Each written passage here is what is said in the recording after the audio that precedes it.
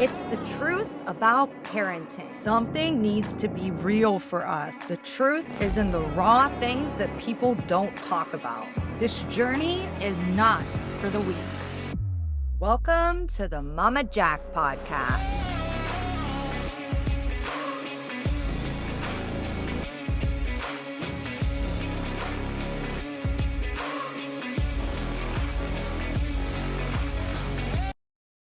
Hi, everybody, and welcome to the Mama Jack podcast.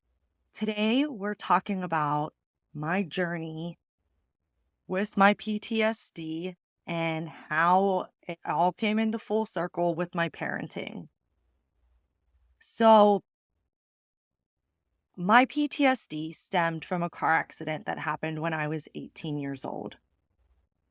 My friend was driving down a back road in Pennsylvania. It was very windy. We were going too fast. I do not fault for her for that because we always went fast on this road. It was literally nicknamed like the roller coaster road. And she went off the side of the road, overcorrected herself back on, and we spun right into a tree. In that car accident, I remember everything. I found a cell phone somehow. I called 911. They asked me if the car was on fire. I said, I don't think it's on fire. I see steam. I thought I saw headlights still on because there was something glowing and then steam, but I thought it was steam because I was like, I can't smell smoke. So I'm guessing this is steam. Um, I was in and out of consciousness at this time. And I remember my friend trying to get out, but the EMTs were there. But before the EMTs came, a volunteer firefighter heard on his radio that there was a car accident and he was really close to it. So he stopped and the car was on fire and we were both passed out, unconscious inside of it. He didn't have a fire extinguisher, but another car, an Angel, came past and they did. So they put the fire out before the fire department and the EMTs got there. I was awake for most of the EMT stuff. You know, they were explaining everything happening. They had to, they broke a window out, my window out, and then they put a blanket over me and they had to break the windshield. They had to cut the roof off of the car with the jaws of life.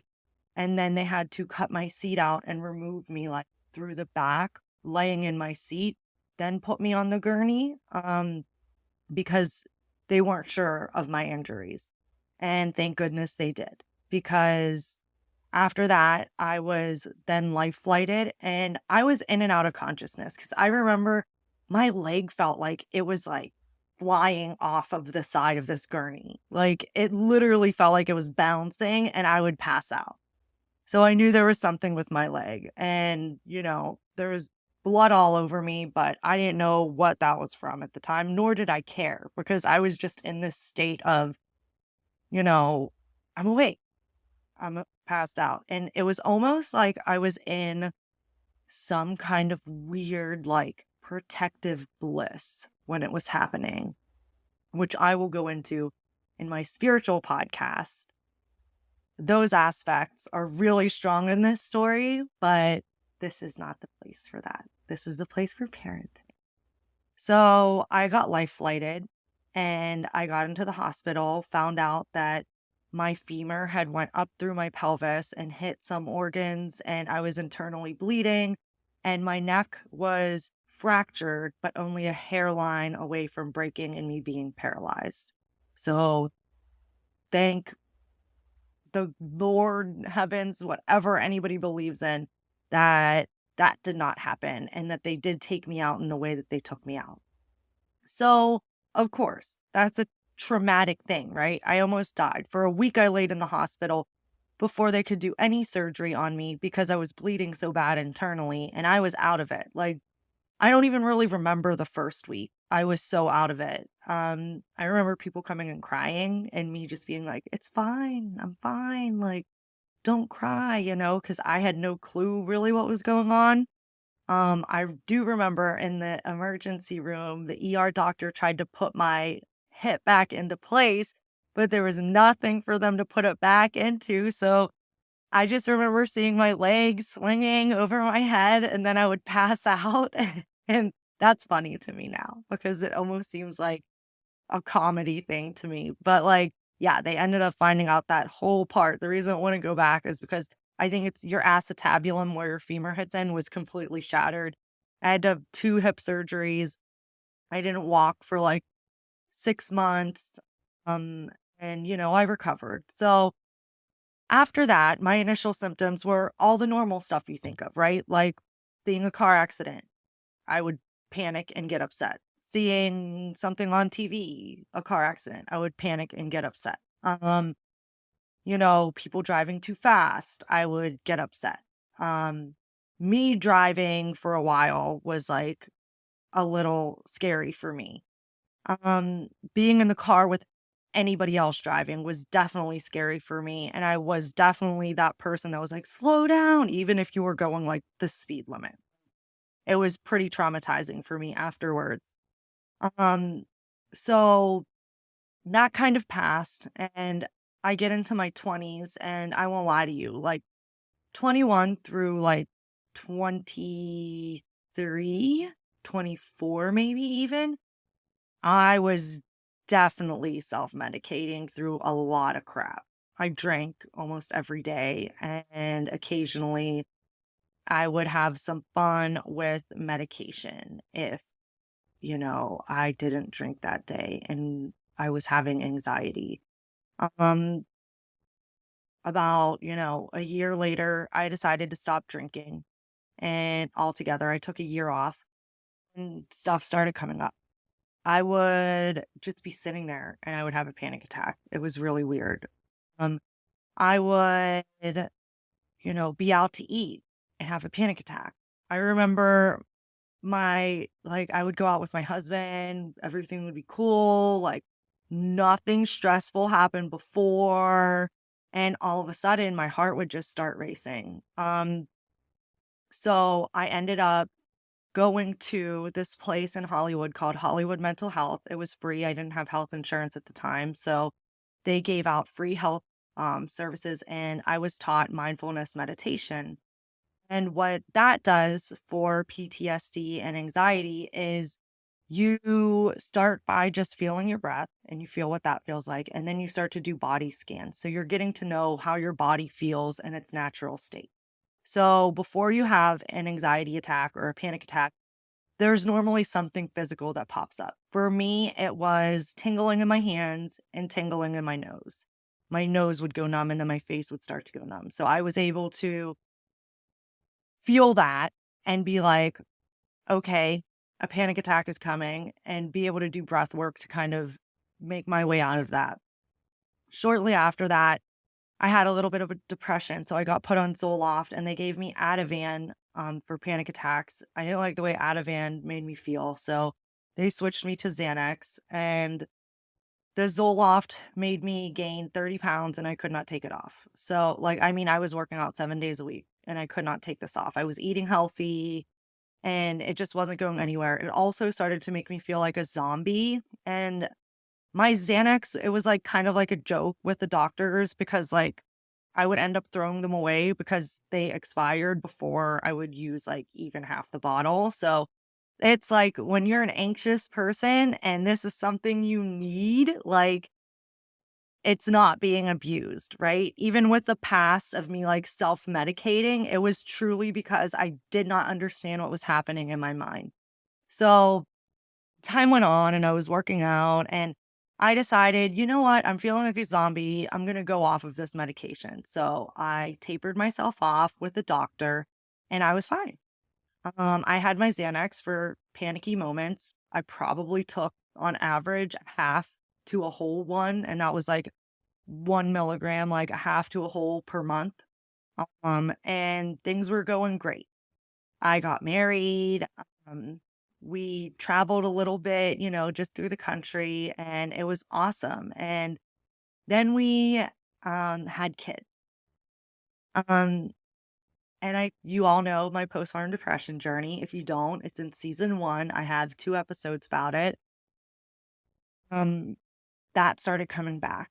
And so kid 1, okay, a lot of postpartum depression and not really rage or anything like that, just pretty much depressed and not understanding and kind of suicidal and stuff like that. Um, I got pregnant with my second child and we moved across the country. We went from California to Pennsylvania. We made a pit stop in Pennsylvania before moving to Georgia because my mom was sick. She had cancer again. So I was like, well, it was COVID. I wasn't going to work anyways because I was pregnant. And I was like, why not just go and help her out? So me and my son and my husband moved into their house, put all of our stuff in storage, and just took what we could to their house. And I was there with them for 6 months. I started to have these moments of rage. My husband had to travel a lot. He was in the union in California, so he would have to fly out there for jobs a lot. He went to Hawaii for a job for a couple weeks and he was working. So I was kind of going through the pregnancy. My parents were there, but by myself because they had their own stuff that they were going through. So I was there to help my mom. I wasn't there like, they did help with my son, but it still always felt like my responsibility. So, I get these small moments of rage, and I just chalked it off to hormones, right? I'm pregnant. It's hormones. Um, go down the road a little bit, and we ended up moving to Georgia, and my mom was here for a little bit. She left, and that's when I got this new wave of, postpartum depression happening and anxiety. Well, through that, I had talked about the rage I felt. So I had a therapist at this time. I'm talking with her about everything.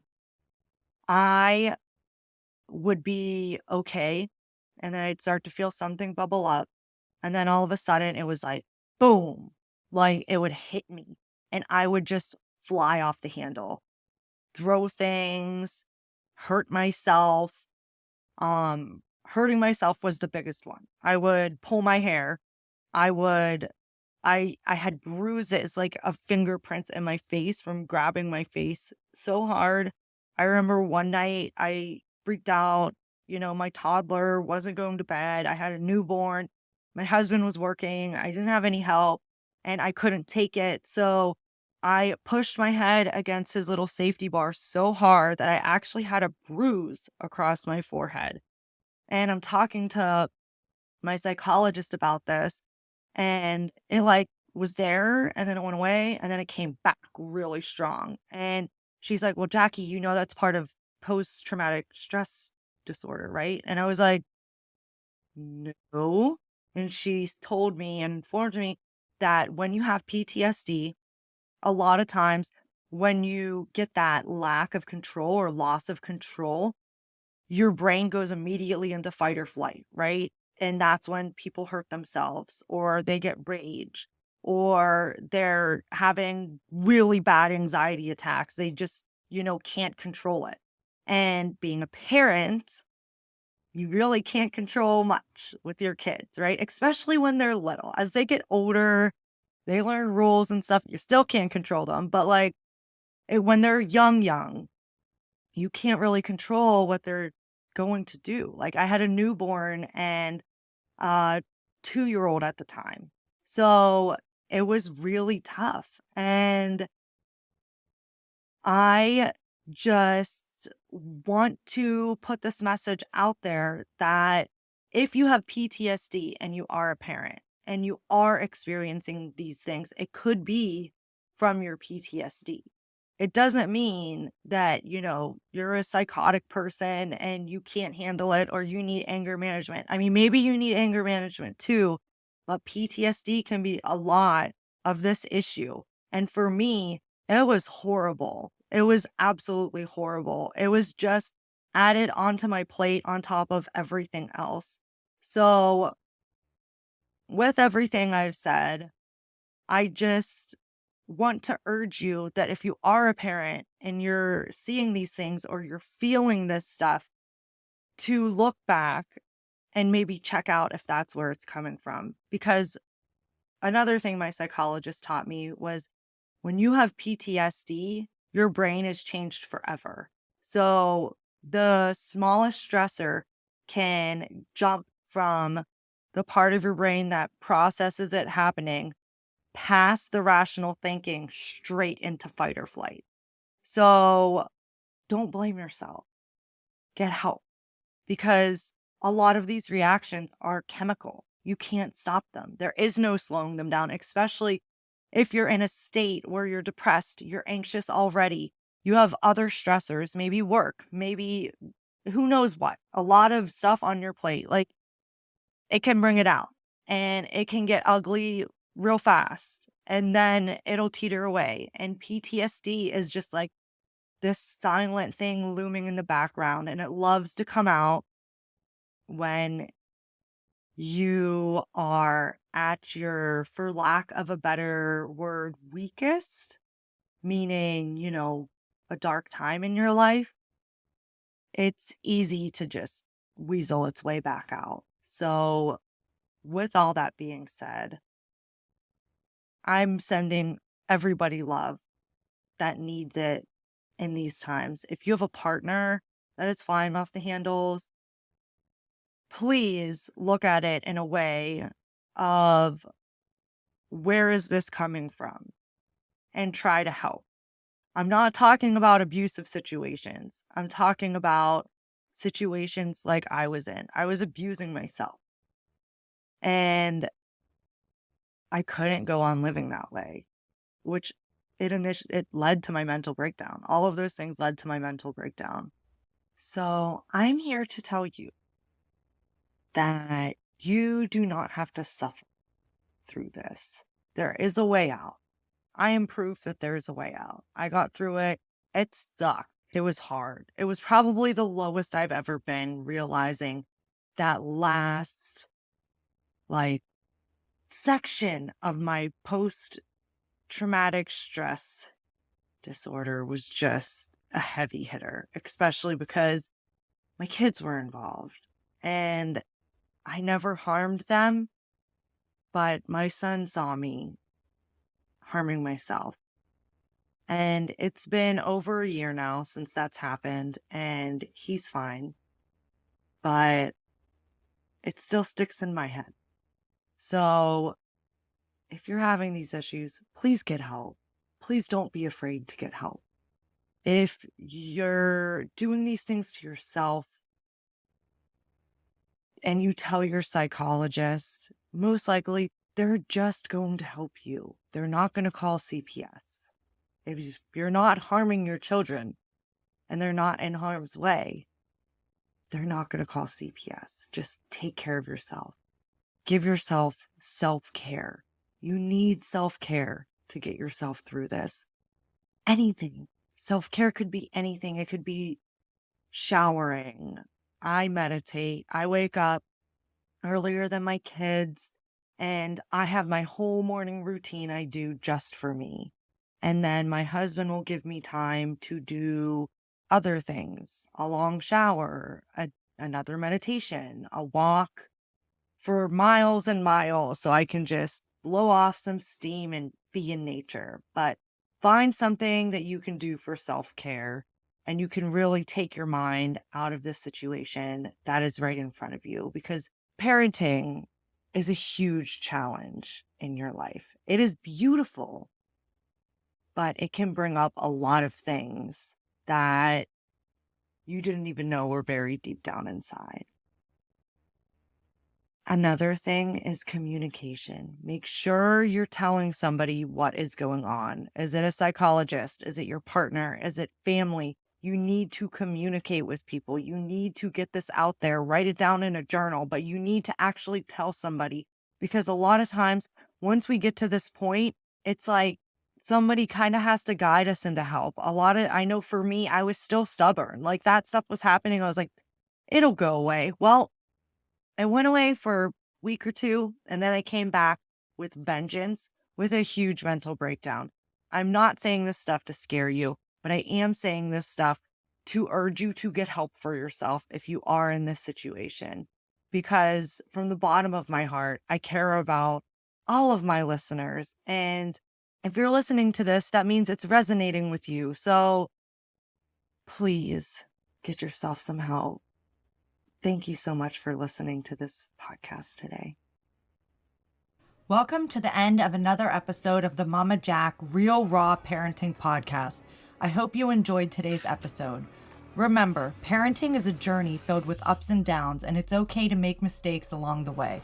The Mama Jack Podcast is here to provide you with support, guidance, and real-life stories from fellow parents who are navigating the challenges of raising children. If you have any questions, topics you'd like me to cover, or stories you'd like to share, please reach out to me. I love hearing from my listeners and incorporating your experiences into future episodes. You can find me on Facebook, Instagram, TikTok, and Podpage, all under the Mama Jack, TheMamaJac. Thank you for tuning in. Remember, you're not alone in this journey, and together we can create a supportive community of real, raw parents. Stay tuned for more episodes filled with laughter, tears, and everything in between.